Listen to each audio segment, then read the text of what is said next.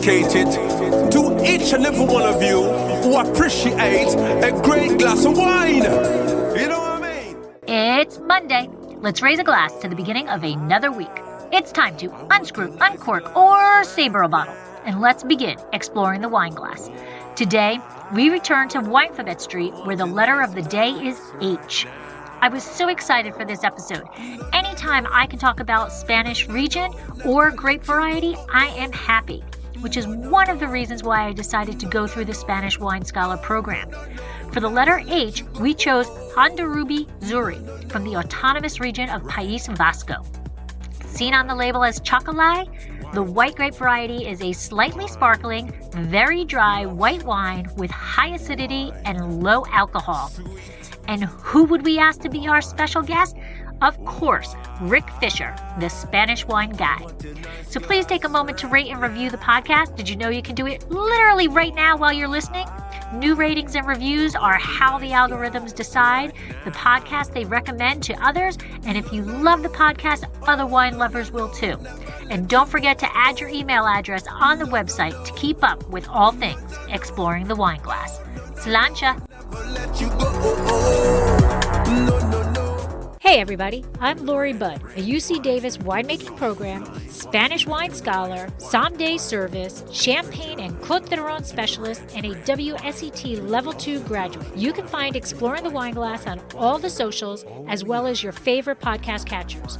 If you haven't subscribed yet, now's the perfect time to swipe, subscribe, rate, and review. Stay in the know about all things wine by visiting my website, exploringthewineglass.com.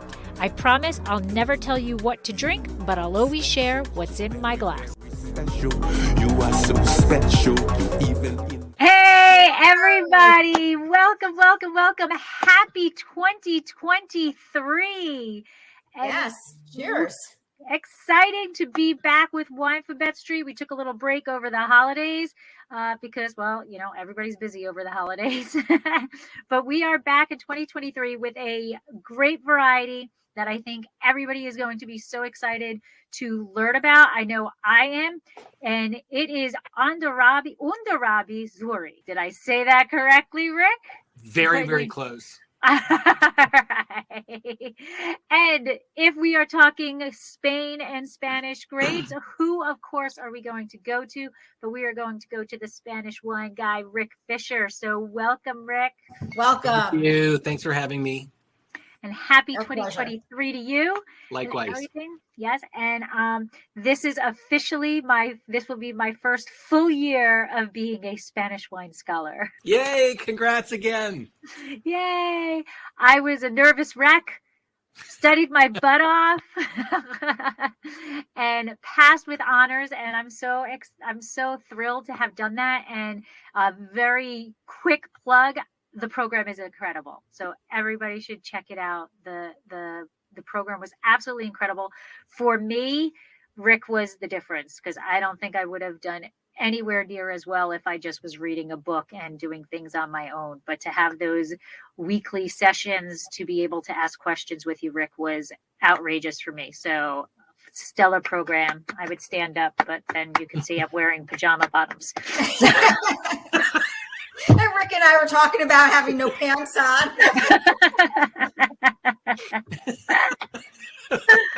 Oh, gotta love these things. Anyway, welcome everybody to Winephabet Street. I am your co-host, Lori. I am owner of Dracaena Wines and Paso Robles. I am a wine writer, wine educator, wine podcaster, all under Exploring the Wine Glass. And I am excited to be here and start 2023 with the letter H. And my co-host, Debbie. I'm Debbie Giaquindo. I'm known as the Hudson Valley Wine Goddess. I'm a wine writer, wine educator, an author of Tapping the Hudson Valley. I'm a certified specialist of wine location specialist in Port and Champagne, and a certified cherry wine specialist. And I'm partner in a restaurant in North Wildwood, New Jersey called Trio North Wildwood, and I could have left something out, but that's about it. That's all I can handle right now. Trust me. And our special guest, Rick Fisher. Hello. Thanks for having me on today. My name is Rick Fisher. I am the Spanish Programs Director for the Wine Scholar Guild. And you heard Lori talk about the Spanish Wine Scholar Program. I created the program. It's been taught been teaching it for about 3.5 years, and we've had more than 1,200 people go through the program, which is so fun for me. As a matter of fact, we're teaching it in Malaga in April this year. Nice. So I'm going to be teaching it for a week in Malaga, so it's going to be a lot of fun. But I am, as in 2021, I finished my diploma with WSET. I'm a certified educator for Rioja, Cava, and Sherry.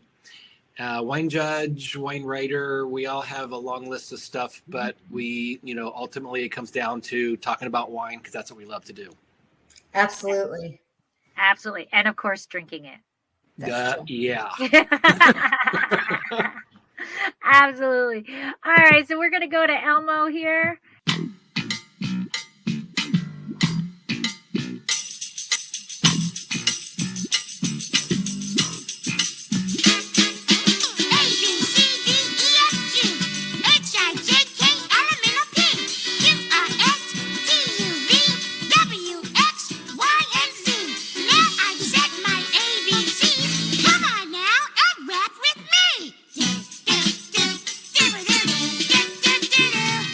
I don't know how you guys can sit there straight-faced and watch that thing.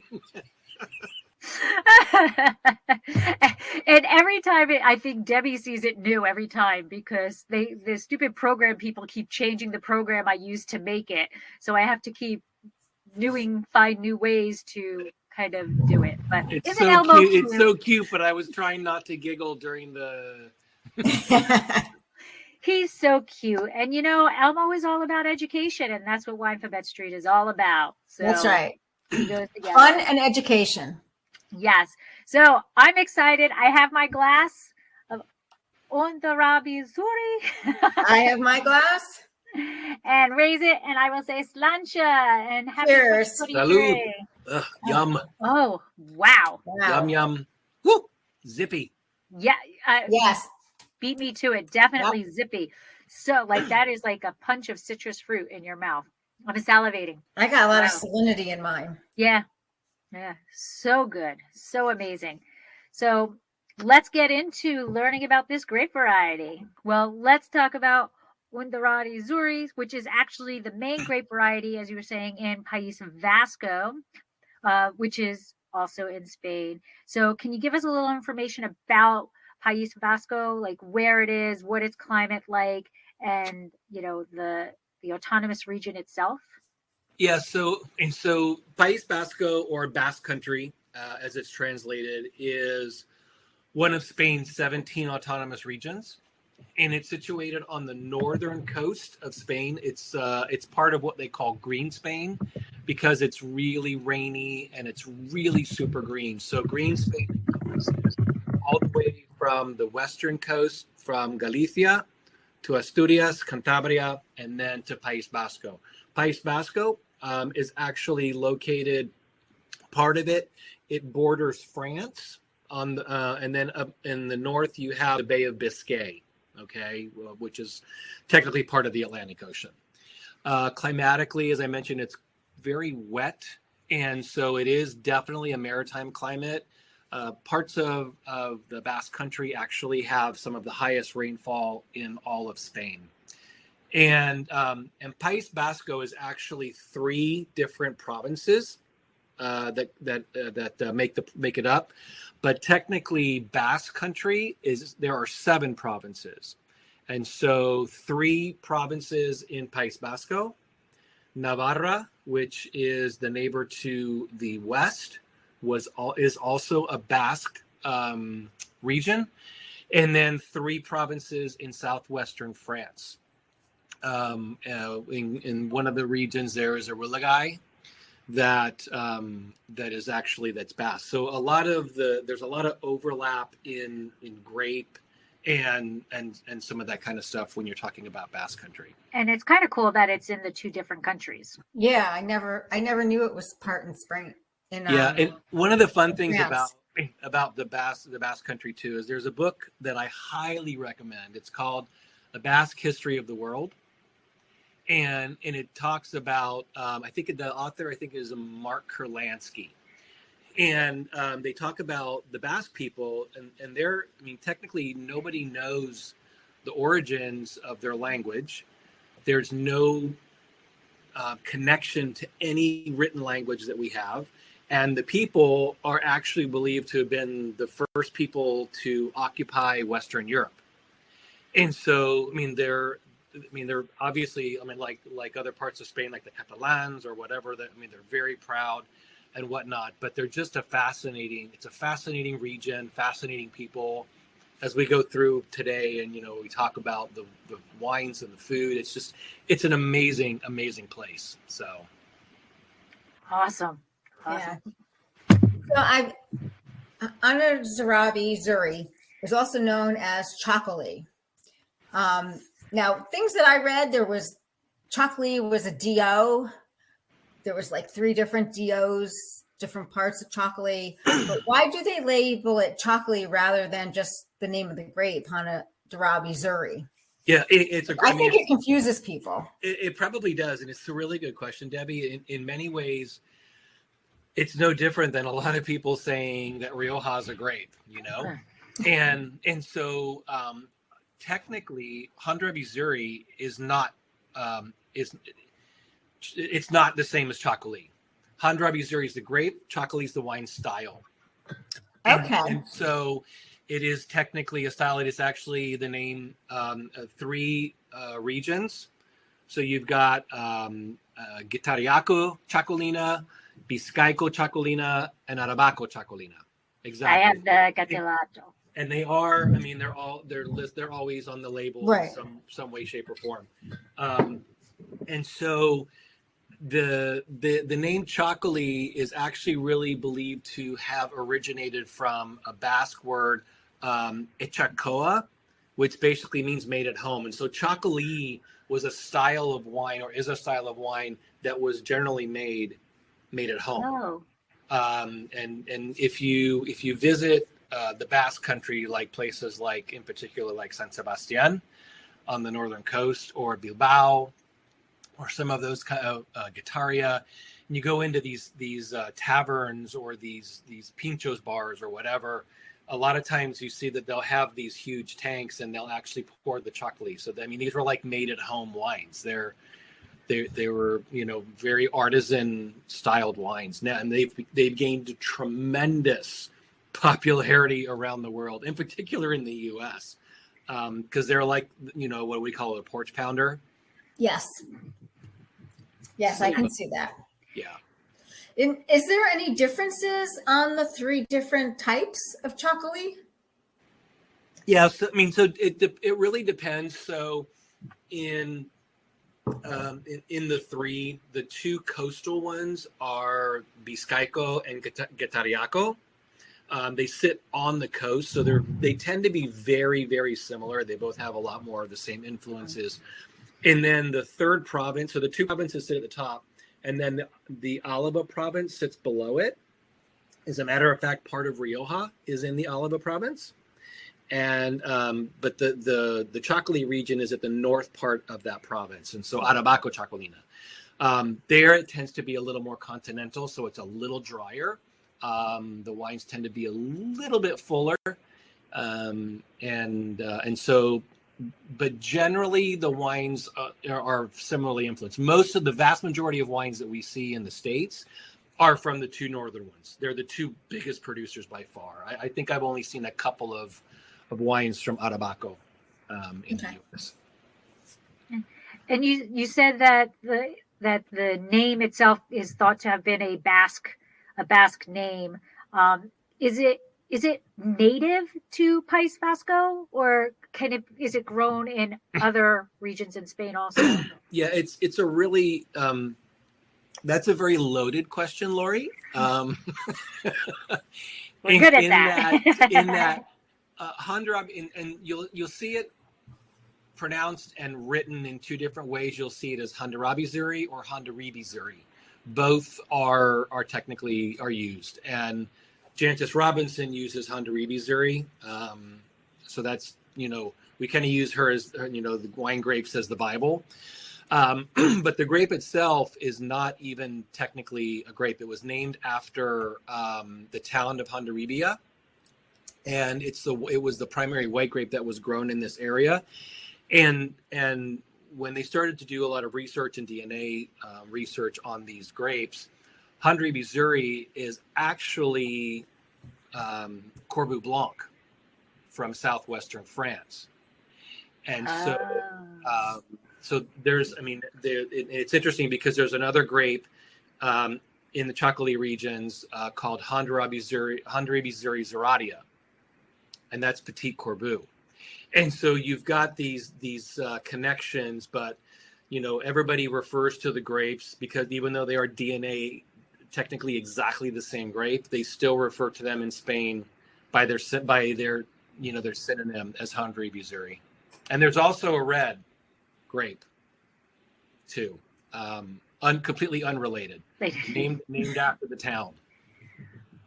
And that is, I think Americans, we like our things nice and simple, right? We like Cab Sauv, Chardonnay. I think we get confused very easily, and people shy away from it. And that's what, like Debbie was saying earlier, is like the concept that like this on the front label does not say Hondarrabi Zuri at all, right? Mm-hmm. It's got the Txakoli, but then on mine doesn't either. You have to read the back of the bottle, and then the back says 100%, right? 100%. But people don't know, right? So they see a Spanish white. What is this? It's Txakoli. Yeah, if they can even pronounce it, because exactly, and that's a great point. And the pronunciation, and is it a region? Is it a grape? But that's what we're here for, to tell you all about it. And that's one of the things that does make, this, Spain is, the Basque Country is not unique to anywhere else in the world, right, in doing in confusing people, with that. And so I think they've kind of rallied around the concept of Txakoli because it differentiates them from every other place and every other, even these grapes, Corbeau Blanc and Petit Corbeau in southwestern France, because those grapes tend to be made more in the traditional white style, whereas here, you guys have both tasted these now, that lighter, fresher, zippier, more saline style of wine. Is there a consortio for them? There are three. The individual, they each have their own. Each province has their own Consejo Regulador. Exactly. Okay. And so it's a very low alcohol. Mine is 11. Debbie, you said yours is 11. 11.5. Okay. Mine's 11 also. Is that a regulation within? No, not necessarily. I believe the minimum, they do have to meet at least 10.5, I believe. Don't quote me on that. I'm almost positive that's the case, but generally this, the style, the reason why it tends to be lower alcohol, there's a couple of reasons in the fact that, the grapes take, it's difficult to ripen the grapes in this really in the climate, right? In this climate. And so you tend to have grapes with higher acidity because, when they're picked.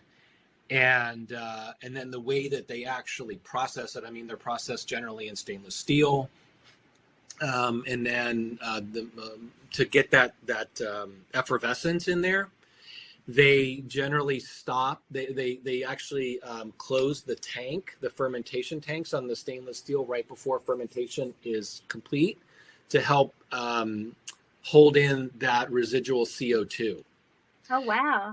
And so some producers, I would say these are definitely like maybe producers we don't see bottled because they're not the high quality ones, will pump CO2 to give a little bit of that.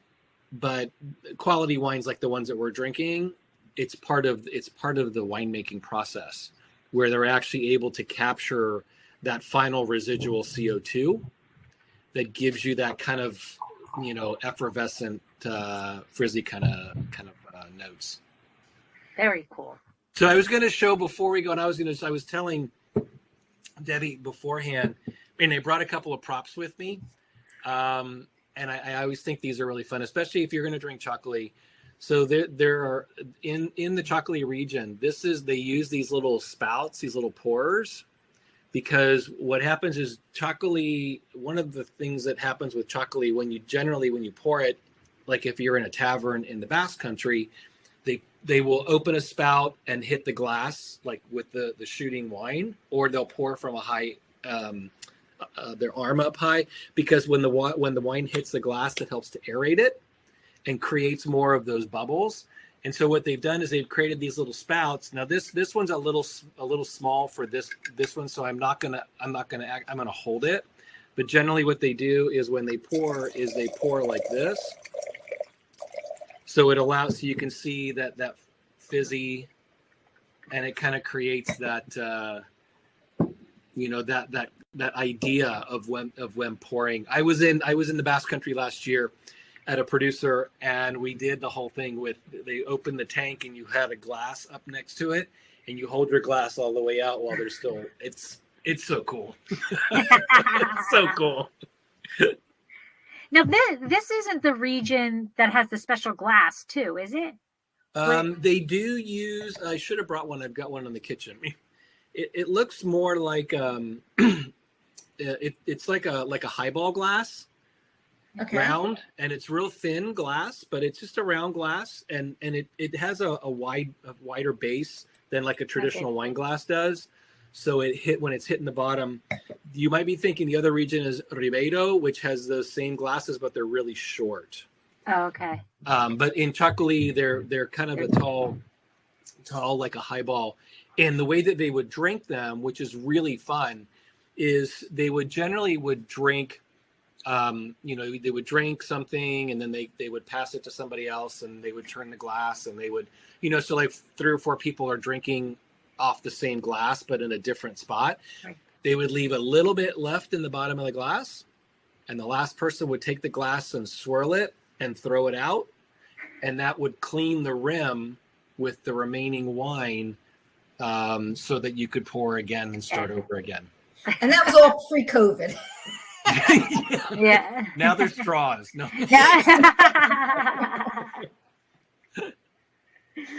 Oh, that's awesome. That is awesome. Okay. All right. So, do you? Oh, Deb, I'm sorry. It's you again. I'm off tilt tonight. I'm sorry. You are off tilt. Do we? Well, no, actually, it's you. But did we discuss the name of the grape? Yes. Where it came from? Okay, that's where we went off on tangents. I'm sorry. I'm so easy to take somebody down a rabbit hole. So you have to just kind of pull me back out again. The rabbit holes are awesome. I'm big with the squirrels. Squirrels. Who's the daddy? Who are the parents? Do we know? Do we know who the parents of these grapes are? Do they have any type of origin, or? I actually tried to research that, and of course I was looking for Corbu Blanc, and I couldn't find anything that mentioned DNA. I mean, Jancis has nothing about it. I mean, researching it, I couldn't find a damn thing. Yeah, I couldn't either. Which is crazy. Now, if you're looking at, and I know we talked a little bit at the beginning about the red grape, Hondarrabi Belta, and Belta means Zuri. So Zuri means white in the Basque language, and so Hondarribia was the town. Zuri is white, and then the same for Hondarribia, and then Belta is red in the Basque language, and so that is a little different. We do know one of the parents, and that is Cabernet Franc of Hondarrabi Belta. And as a huge fan of Cabernet Franc, it's really fun. And I actually had a bottle to show you guys. This is it's a little hard because of but you can. And so this is a producer, Donien Gorondona. And they do, this is 100% Hondarrabi Belta, and you do get those herbal, Cab Franc notes. They're really fun, super fun wines. Oh. And I highly encourage, sometimes this is where the rabbit hole becomes a benefit, where you start hunting for these kinds of things. And they're, it's really, but that, Cab Franc is a parent to so many grapes. He did get around. Yeah, he did. Mm-hmm. But it actually, it's a really, it's fun to be able to see that influence, because, we have we have borders now, but what were borders, Right. The Pyrenees Mountains, you got over the Pyrenees and you were somewhere else, it wasn't technically France and Spain, or maybe it was at some point, but, so it's fun to see that with those grapes. But to the white grapes, nah. Wow. Do we see it any place else? Can we get this in the United States? Not the wine, the grapes. I have not. I'm trying to think, because being in California, there's always somebody trying to do something different. Right. And I'm seeing producers now growing Mencia, growing Godello, growing. Wow. Yeah. Not for anything, but just talking about where this grape grows. I'm wondering, and I'm going to bring this up to some people in the Hudson Valley. I wonder if this will grow well in the Hudson Valley with the proximity to the Atlantic Ocean and the water. And yeah, if you have that really strong maritime climate, yeah, and I think or Long Island. I think it's probably a good call, Debbie, because if you look at, the parts of the Basque Country get snow. Well, Albarino grows really well in the Hudson Valley. Yeah. Matt from Benmaro or Fjord grows in Albarino, and it's really good. And I'm picky. I'm very critical. I'll have to try that, because I really, one of the things that I love to do is to see Spanish grapes being grown in the U.S. and I'll send you a bottle. I might have a bottle, and he has it sparkling, but it's not released. But I have a bottle of that. Okay. But I'll get with him and that'd be cool. But it's fun. But to your point, Lori, I haven't seen this grape planted anywhere in the U.S. That doesn't mean somebody's doesn't have an acre or a half an acre, hidden somewhere. Yeah, I'm sure somebody is playing. Yeah. Oh, I'm sure. With this name. Yeah. That's so cool. All right. So in general, like we talked about what we tasted a little bit, we'll go a little further into it, but like Zippy comes to mind, the citrus, the salinity. Or is that, you talked a little bit about the two different DOs that are up more north, and then the one that's out in the continental. But if you had to describe this to somebody who has never tasted it before, what would you say would be a general characteristic that they can expect? And is there potentially a grape variety they're more familiar with that might be, if you like this, you might like Hondarrabi Zuri? That's a great question. So first off, easily enough, and you can, as soon as you taste it, you get, it's crisp, it's refreshing, it's high acid. It is like, teeth gnawing acidity, and I'm drinking a Rosado, which is 50% Zuri and 50% Belza. But even here, I still get the floral. There's floral notes. Generally in the ones you guys have will be white flowers. There are notes of citrus and saline in particular, because them both being so close to, a lot of the vineyards, basically are to the edge of the cliffs where, where the Bay of Biscay is. And I remember the producer that I visited, we walked through their vineyards, and you just hear that, you could hear the waves crashing, Wow. And these grapes these vines are sitting right there at the edge. But those, you get those, they're really super mineral driven, the white and the rosé both. because they're both made the same way. But great. I'm sorry, and then something that I would say probably like a really lighter styled Chenin Blanc. Okay. Maybe because of that really refreshing acidity and the minerality. Or even if you're staying in Spain, I would go to the other coast and I'd go to Albarino. You know, I mean, I think that because of those, you get those saline notes. Those tend to be a little fuller body than these. Obviously, these are like super light. Very light. Which is like we were talking earlier that, I mean, this is like a bottle of water that's just waiting to be consumed. Right. Absolutely. And So it's very refreshing, especially, I mean, here we are in the middle of winter, but on a hot summer day. Mm-hmm. Okay. It's a great pool wine too. So, yeah. You know, we always have, I always have a 5 or 6 bottles of Txakoli, especially springtime. Have you got a camera going on in here or what?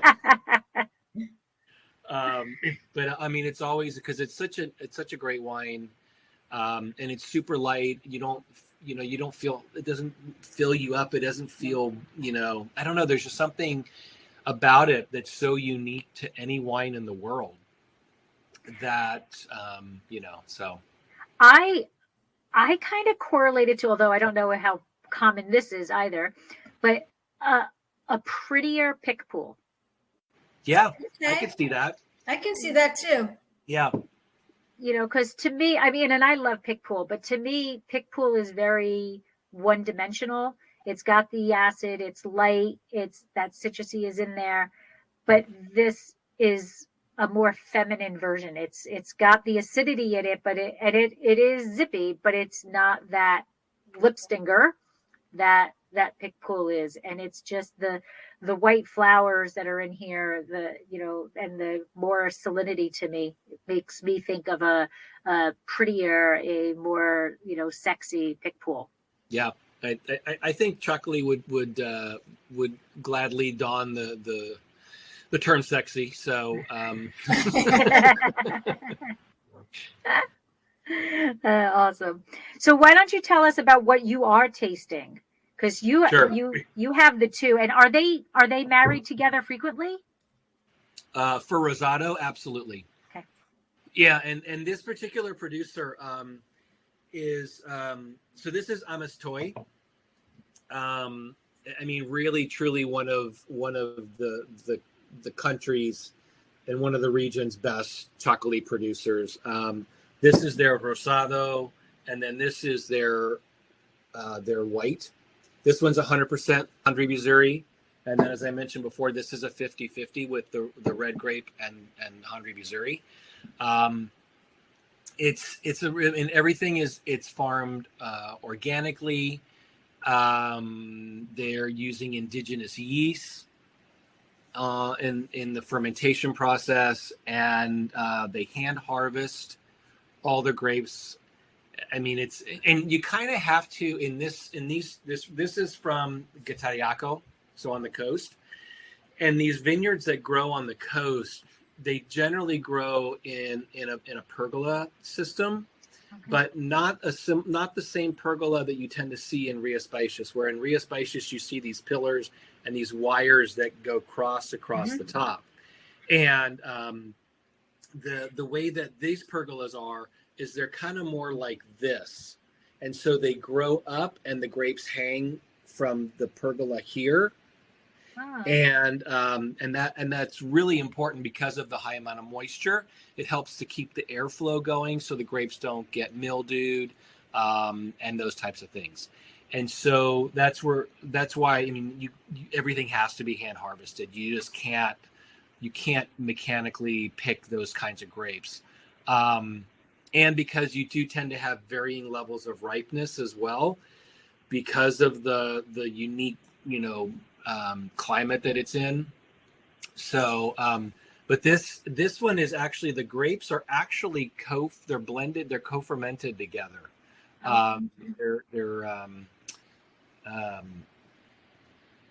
which is really interesting because I mean technically that would make it a clarete,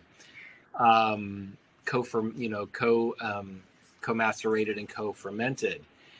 But yeah, so I mean for me that it's in this one you do get a little bit of those kind of like strawberry notes, because of the Belza that's part of that. And now a word from our sponsor. Did you know that Dracaena Wines has a wine club? We named it the Chalk Club. Draco is on our label, but Vegas was getting a bit jealous, so we decided he deserved to be our wine club spokesdog. In Las Vegas, betting chalk means that you are betting on all of the favorites, and we're gambling that once you taste our wines, we will become one of your favorite wineries. The club is simple, yet a bit different than most. We don't ask for a lot of commitment like others do. Choose between 3 tiers. The Sweet 16, where you'll receive 3 bottles twice a year and get 25% off all orders. Sign up for the Elite 8 and get 30% off all orders and receive 4 bottles twice a year. Or make it to the Final 4 and receive 6 bottles twice a year, as well as receiving 35% off all purchases. All tiers receive discounted shipping, are customizable, and are eligible for unlimited referral bonuses. Add $15 to your bank for each person you refer. Head to www.dracaenawines.com or the link in the show notes to find out all the Chalk Club has to offer and to sign up. We've stocked the odds so that you can get our award-winning wines without breaking the bank. It's incredible to like how they do that. Like just the concept. So first of all, I mean, they can't like co-fermenting to me, like it makes more sense when you're doing like a field blend type thing. You're just taking everything. But these have to ripen at different times. So yeah. Are they starting the fermentation of the Zuri and then adding I mean, and to be is it honest, like a 50-50 mix? Blend? It is a 50-50 man. It is 50-50, and they just put all the grapes in together. And to be honest, I'm trying to think. I mean, I don't know how far apart. I'm trying to think because this is a later. It's just kind of it's a late budding and a mid ripening grape. Oh, okay. So, and Cab Franc is earlier. Is a little earlier. So Belza's going to be, should be similar in that regard. So they may actually pick them both around the same time period. If not, they may actually just keep them in a cooler. But but it's not going to be that long that much of a difference. I saw that there was a question up here from Karen about what months do they normally harvest? There you go. And so, I mean, because it is so cold, I mean, you're looking at later harvest. So you're looking at probably in the October, September, late September to October, especially in the coastal areas. If you're in the Atabaco area where it's more continental, it's a little warmer, then they're going to be harvesting a little sooner. But generally, I mean, they're definitely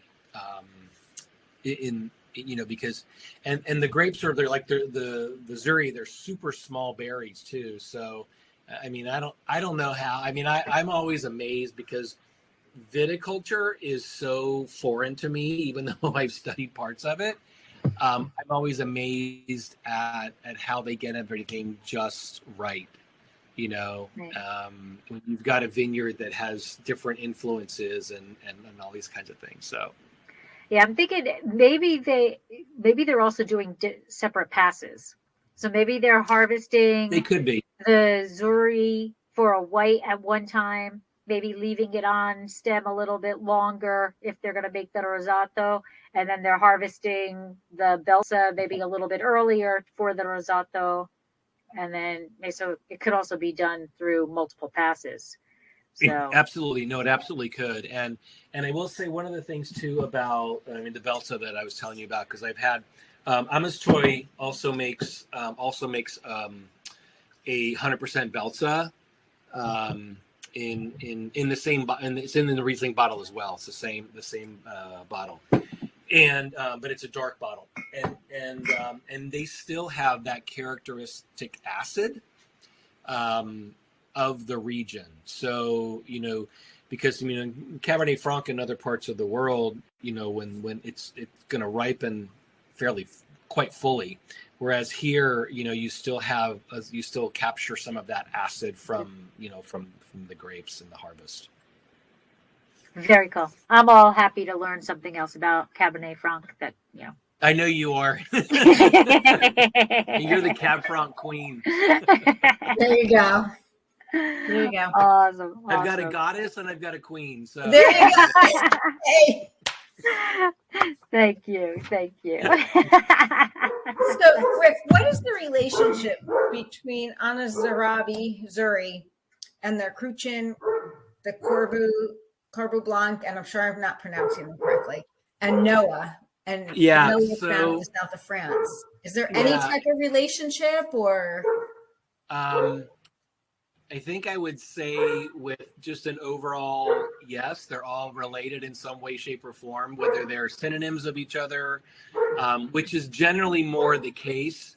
You've got, as I mentioned before, you've got Hondarrabi Zuri, which is DNA genetically the same as Corbeau Blanc. You've got Hondarrabi Zuri Zeradia, which is genetically the same as Petit Corbeau. But Hondarrabi Zuri itself is also the synonym for the grape Cruchin, as well as the American hybrid Noah. And there's a genetic connection to that as well. So Noah is an American hybrid? It's an American hybrid, yes. Oh, no. Wow. Yeah, and so sounds pretty American, Noah. No, it does. It's like we're so creative when we come up with the names. And so I don't know. And I'm totally speculating at this point, but who knows? It could be one of the grapevines that went with phylloxera. That who knows?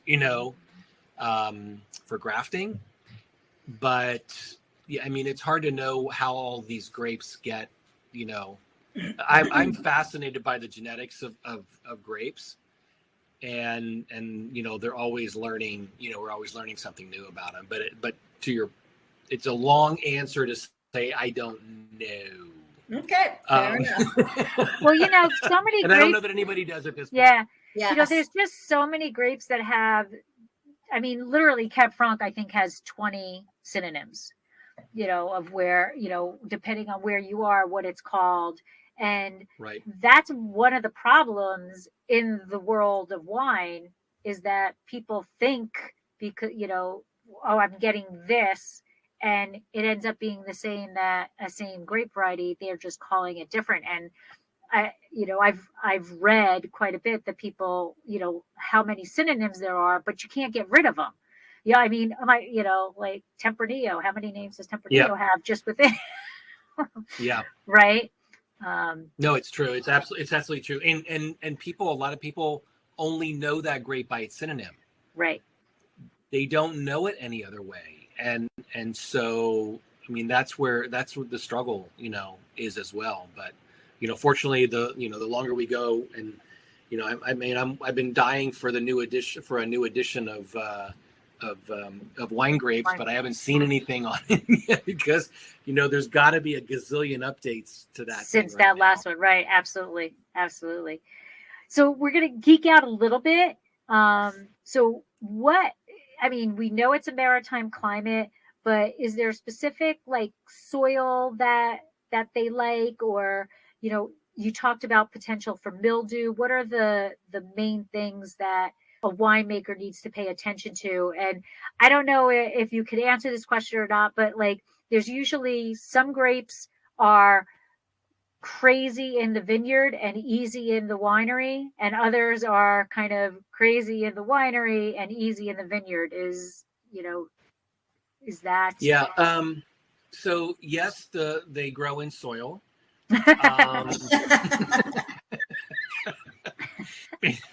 Sorry. That was good. But generally, the different provinces have some similarities. You tend to see a lot of limestone subsoils. but you do see a lot of clay as well. And as well as you see some alluvial soils as well. And so the soils for the grapes tend to be very high in organic content. And, you know, and I think one of I was going to say, if there were some struggles in the vineyard, it would be the climate and having, you know, and I mean, even if these grapes are growing on the parrals or the pergolas, I mean, you still have a lot of rainfall, you know, and so the, you know, clay is not tends to hold water as well. I mean, so you have to be very, very careful there. And I mean, now they do get, you know, some hours of sunshine and whatnot during the day.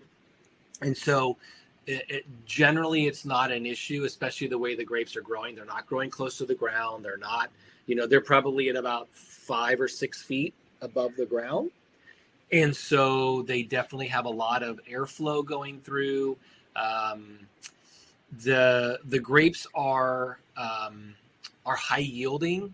And so they, you know, they're at this point, I don't know that they do any green harvesting or anything like that. I haven't heard of it because the yields tend to be fairly generous in the regulations. And really, I mean, you're not producing a wine that needs to have low yields because it's going to age for 5 years and it's going to sit in the bottle for 20. You know, you're making a wine from, you know, grapes you just picked and you're putting them in the bottle and they're in somebody's glass within a year. Yeah. And so generally, you know, these are, now there are exceptions to that rule, of course, but generally, you know, high yielding is good because they can produce more of this because I mean, the Txakoli has become so popular. In Basque Country, it's always been popular, but not, and been around the world, it's just gaining in popularity at that point. So, so other than that, I think, I mean, I would say those are probably the biggest potential issues working in the vineyard. In the winery, from my understanding, the producer that I visited last year, it's a fairly easy grape to work with. It's not oxidative. It's not reductive. It's, you know, I almost feel like it's like, you know, going to the store and grabbing some green grapes in the bag in the stainless steel tank, you know. I know it's not that easy. So if any Txakoli producers ever watch this, please. That was a joke. But it tends to be a fairly baseline process, you know. I mean, and again, you're fermenting, you're going through alcoholic fermentation, and then you are capping the stainless steel tank, keeping the residual CO2, and then you bottle it. So pretty much it doesn't see any oak or anything. Does it spend time on its lees? It's fermented in tanks and then to the bottle? Yeah, so I mean, and that's a really good question because it's one of the things that, you know, a lot of regions traditionally were just, you know, super light, you know, I mean, and this, you kind of go through this with Albarino, where it's like now you see all these crazy things coming out of Ria Spicious. And the same thing is true here. 99% is going to be this style that you're, you know, that we're drinking. But there are producers that are doing lees aging. There are producers that are toying with oak, and I would say generally what you're going to see in those, you're looking more like Fudras or large format barrels. Okay. Small barrels will not be kind to this kind of a wine, but I have over the past couple of weeks, I've been kind of lucky. I'm obsessed when it comes to finding new and different things, and so I collect, and sometimes I actually open. But this is from that producer that does the red, Doña Gorondona. It's called Iri, I-R-I. And this is a 100% Hondarrabi Zuri that's aged 5 months on the lees. Okay. and it does not have that effervescence. So it's actually more of that white wine process that you go through. And this is actually from Vizcaico, which actually has had a tremendous amount of changes in the last couple of years. But it's free run juice, and absolutely fantastic. You think we'll see anything in a cement tank? I would not be surprised at all. Okay. Not at all. Cement tanks actually, a lot of producers like cement for fermentation because it's neutral. Okay. And I would not be surprised even to see amphora in some of these kinds of things. But I think that you're seeing these regions. I mean, they've kind of mastered this style now, and now they're making their money on this style. But it gives them the ability to now try and work with some other types of styles. So you had said that it's real. I mean, and it obviously is meant to be drunk young. Mine is a 2021, so it's meant to be drunk young. But do the DOs have the regulation? So if they're going to play with the lees, if they're going to play with the barrels or the foudres and stuff, does the DO would they still be able to label that? Yeah. So that's actually a really good question and a perfect segue to so this particular one I was talking about, the Edie from Vizcaico Txakolina. In 2020, the region overhauled their regulations, and this is only in Vizcaico at this point. And so at the time, the only red grape, for example, that was authorized was Belza. Now, Cabernet Franc and Pinot Noir are both authorized. Wow. And it makes sense, especially Pinot not so much, but Cab Franc for sure, because it's a parent grape, Right. But the other thing that they did, and this wine actually falls into that category now, is they have a new labeling system called Berziac Txakoli, and that's for wines that are aged on the lees for 5 months or longer. So it's now part of the regulations. They also have additional styles that they've authorized. So wines made in amphora, wines made via carbonic maceration. They've got sparkling wines. They've got late harvest. And so you're seeing, obviously, there are producers doing this in the regions because now there are enough of them that the regulations are changing to accommodate them to be able to label with the actual denomination of origin versus just labeling as Vino de España. Right. That's a table wine. So I don't think No, you go ahead. I just don't think you can hold back winemakers. Like they get it. There's regulations for a specific DO, but they're going to experiment, and if they start to experiment and it becomes a bigger thing, the DO's got to adapt to allow, right? That you want to grow the DO, right? And I think that's, Vizcaico Txakolina, is really on the forefront of that in this part of Spain. I would not be surprised to see Guitarriaco follow suit very soon. Guitarriaco was the first DO in the Basque Country, and Vizcaico was the second. And so I would not be surprised to see that happening as well. So is this widely distributed in the States? Because where I am in the land of misfits down here in South Jersey these days, I would never be able to find it. Mine came via my UPS driver. So, and I go into the liquor store a lot looking for stuff. And is it widely distributed? Because a lot of people that are listening to this, where can they, Yeah. can they So find it? when you go to the liquor store, Debbie, you have to move past the Scotch aisle. I don't drink Scotch. I don't either. It was just the first thing that came to my mind. Vodka, but not Scotch. I'm a gin guy. So it is. I mean, in the bigger markets, it's absolutely available. New York, Chicago, Miami, Los Angeles, San Francisco, wherever, you know. It's really a little more hit and miss in the smaller markets. I mean, a lot of like wine bars, it's a really, especially in the summertime, you'll probably see a lot more of it like by the glass, because it is such a great summer wine.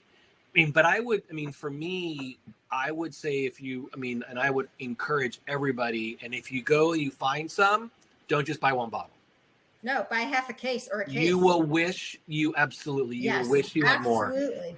And so, I mean, it's not terribly expensive. No, generally in the 15 to $20 for a nice, I think both of these were in the 19 to 20 range. Okay, mine was under 15. Yeah. And if you're going for like some of the more esoteric ones, like the red or something, this is probably, I think, was 22 or 23. It's not bad. And then the Edie, I think, was closer to 30. Okay. This is that Lee's age, whatever. Bad. But I would look at Wine Searcher. I mean, I live on Wine Searcher, so wine-searcher.com, and just type in Txakoli. I mean, you will find. And it's spelled Txakoli.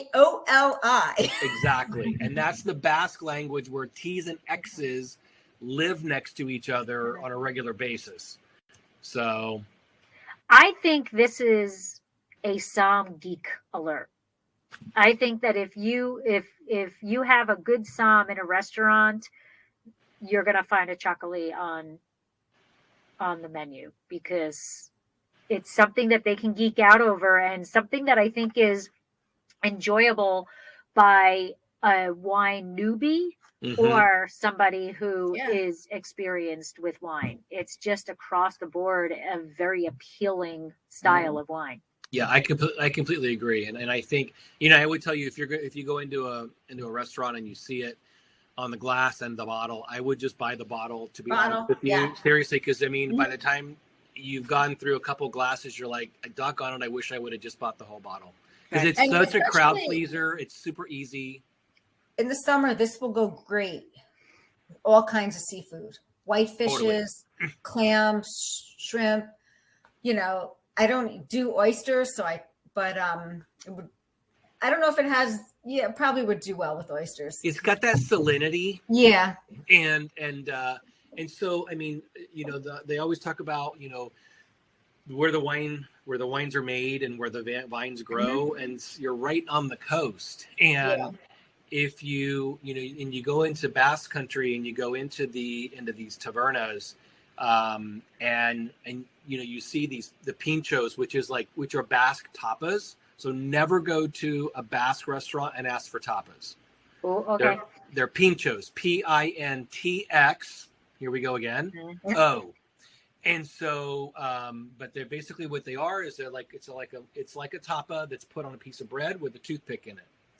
And the way that they would do it is you would pick a bunch of pinchos. They would count your toothpicks at the end, and they would charge you based on the number of toothpicks that you had. And Txakoli is the drink in these places. So they go with the seafoods, like if you're looking like a crab salad, or you know, like with the mayonnaise and vegetables, like peppers and those kinds of things. Fried seafood is as well. I had this past weekend crab ragoon grilled cheese. Oof. This would have been awesome with it. That's awesome. Yeah, and so I mean, it's a very versatile. It's not a red meat kind of a wine. No, definitely. Now the red, yes, because it's a lighter, fresher style. You could totally do that, but not. But I mean, it is so versatile, especially when it comes to the sea. And if you don't eat seafood, you know, like chicken, or even just salads or rice dishes, or, you know, vegetables, those types of things. Yeah, absolutely. And now, doing a little reading on it, it said that Txakoli was actually used for trading purposes. What are we trading to get this great wine? So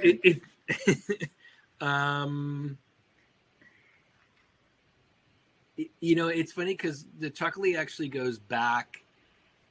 I'm trying to think. The first writings were back in the 10th century of the wine, and I mean, wine has been used for trade for a long time.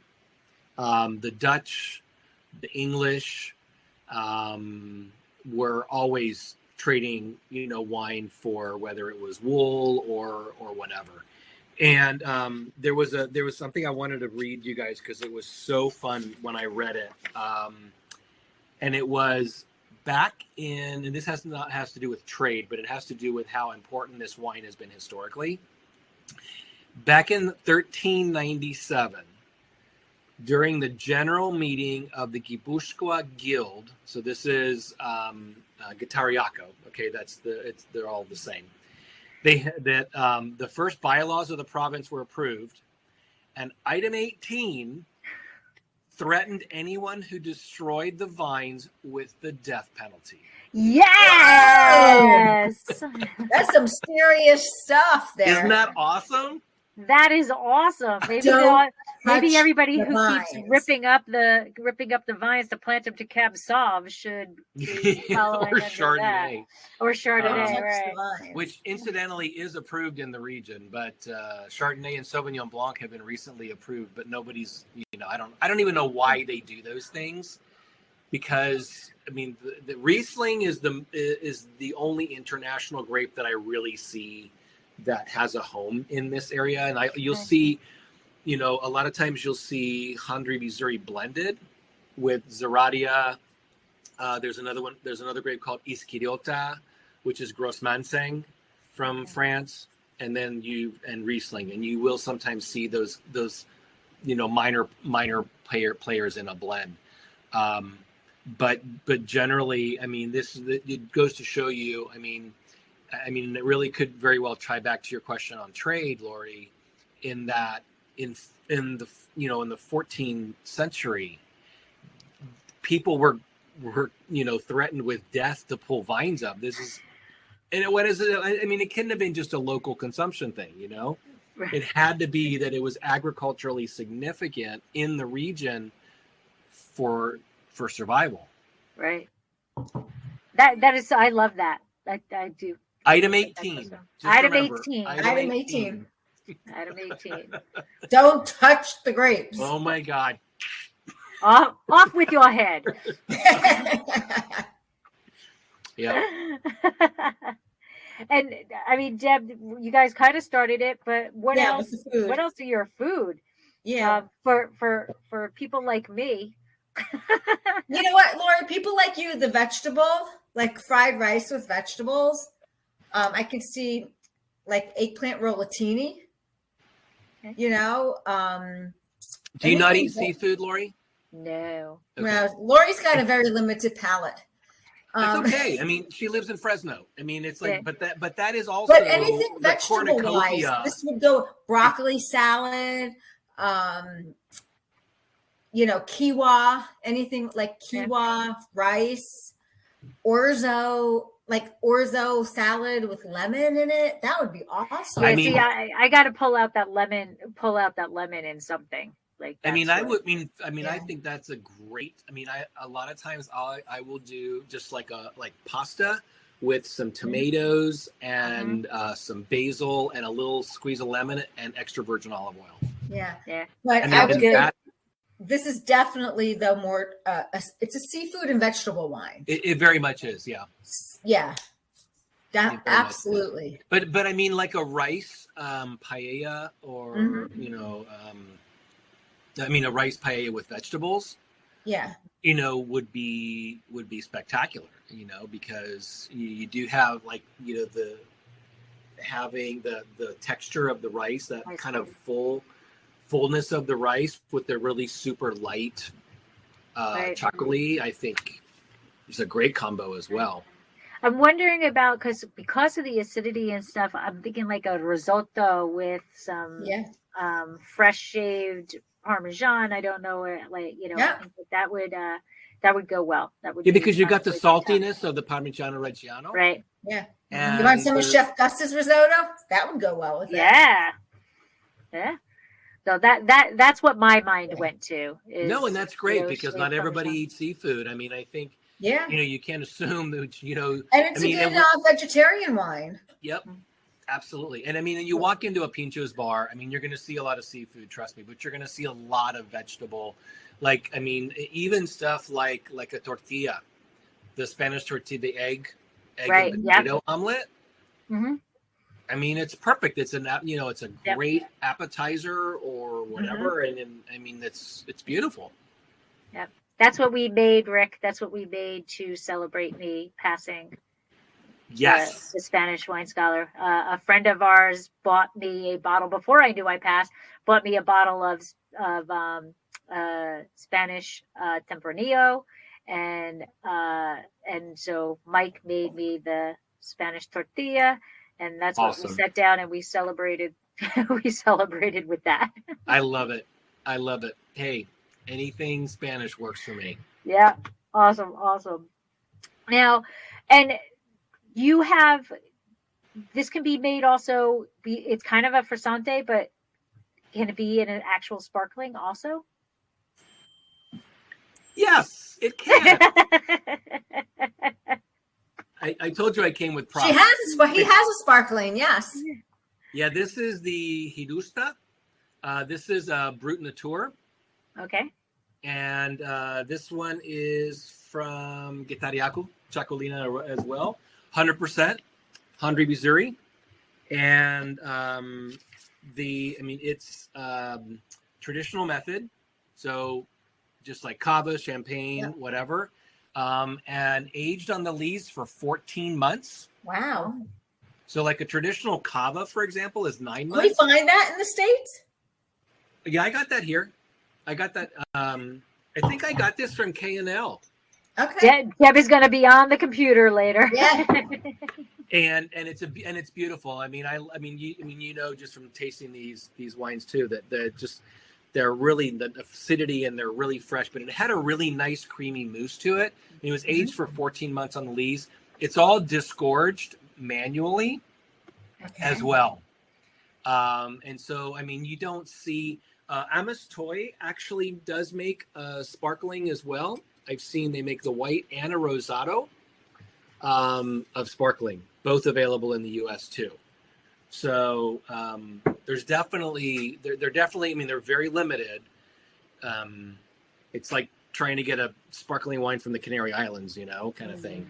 But yeah, they do, they make them. And they're, you know, it's part of these regulations that have been evolving over time, that they're authorized styles as well, to be able to carry the label of the appellation.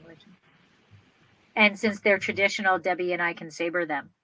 That's right. Yes. Since they're traditional method.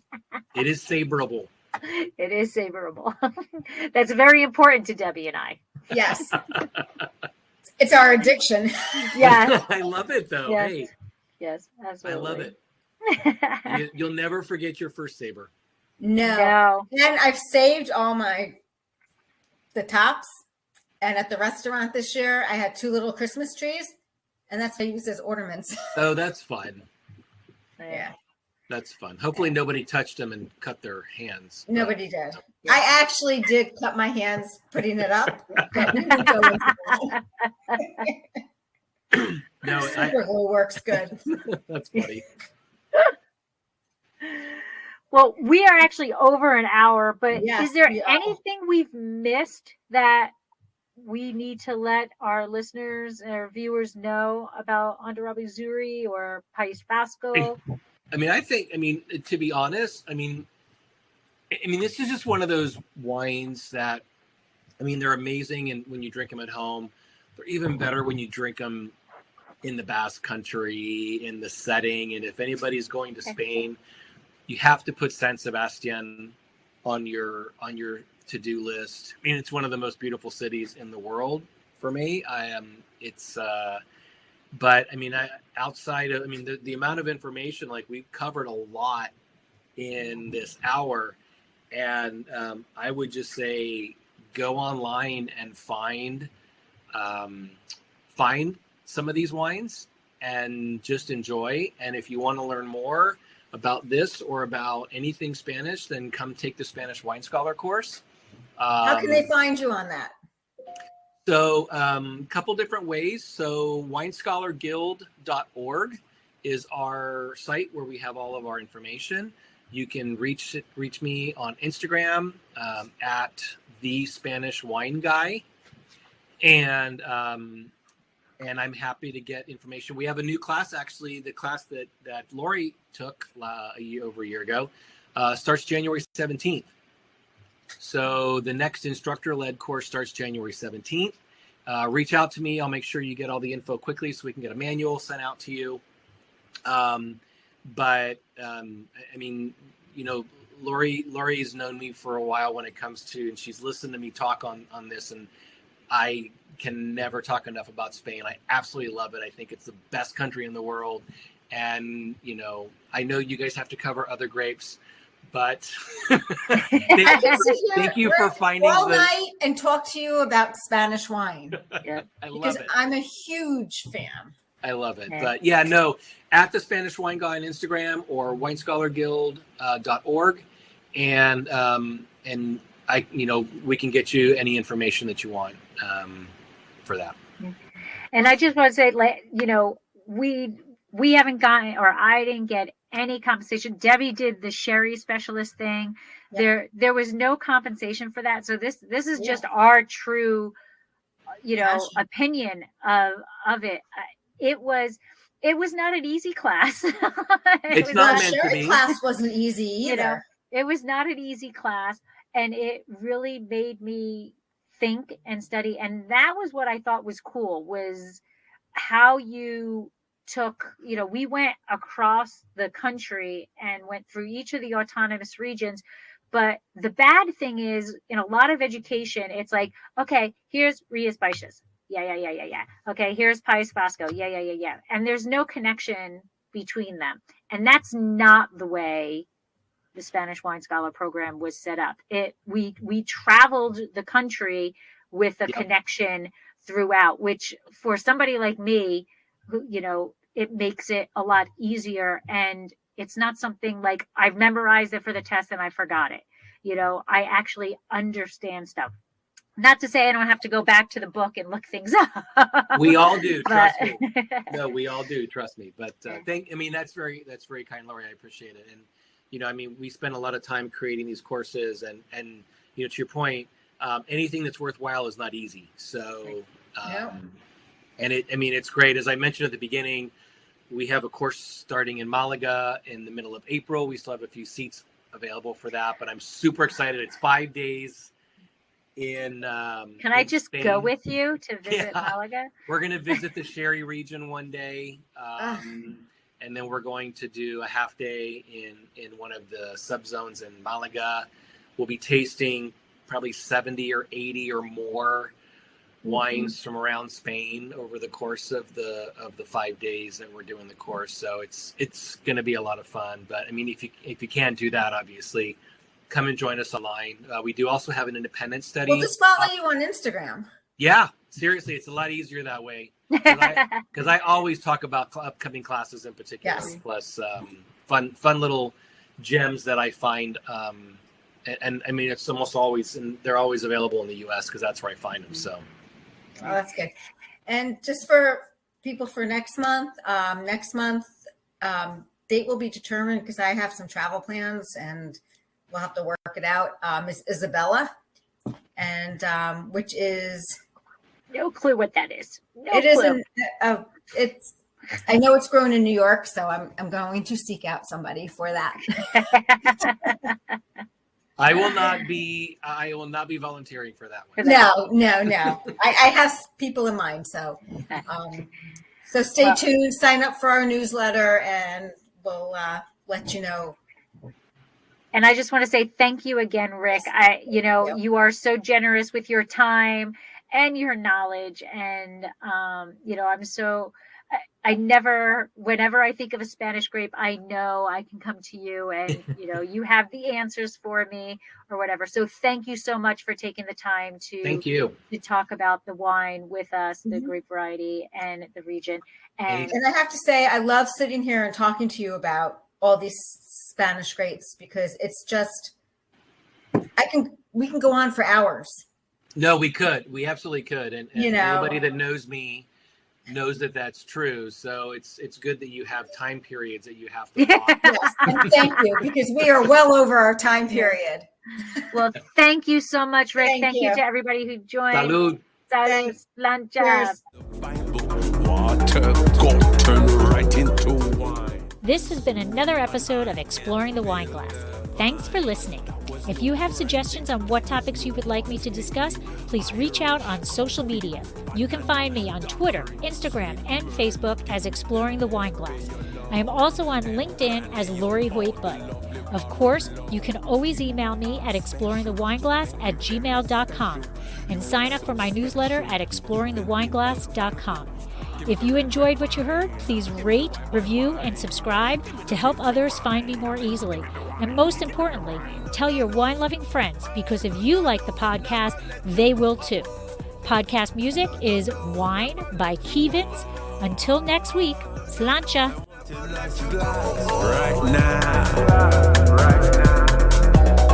I'm on Kevins for my 10,000 tell you.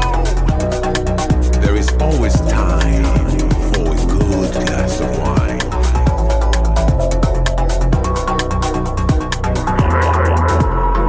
No, no, no. Oh, no, no, no. Never let you go. Oh, oh. No, no, no. Never let you go. Oh, oh. I want a nice glass right now.